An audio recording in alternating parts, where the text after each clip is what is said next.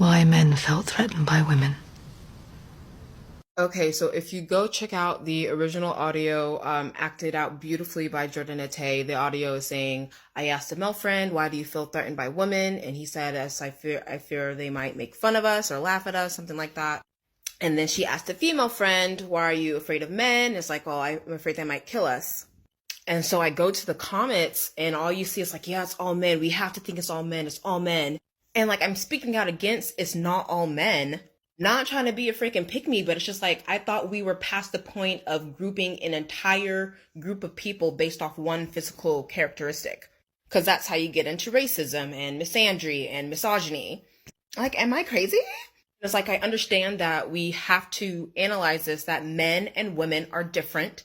Men tend to be bigger, faster, stronger, quicker. Men tend to be more prone to aggression. Men make up the most violent crimes. I'm not ignoring that, but it's not healthy to think that it's all men because it's not all men. You have to look at the broader scheme of things. Like, men make up half of the entire world population. And this is from the FBI's 2016 crime statistics. There were 1.25 million crimes committed in 2016, regardless of gender. In 2016, men made up about 138 million of the total US population. This is men, not including children.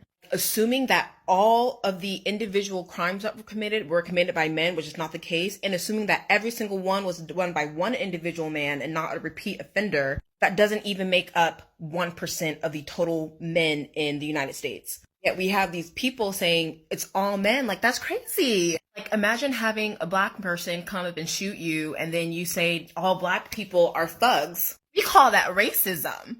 But if somebody applies that to all men, we're just supposed to accept it? And this isn't to belittle the fact that, yes, men aggression is physical aggression, but let's also not forget that female aggression is in mental and emotional manipulation, which, it's not of the same caliber. Sticks and stones will break your bones, but words will never hurt you. I don't agree with that entirely. Words do hurt, but at least you're not dead or maimed or like physically injured.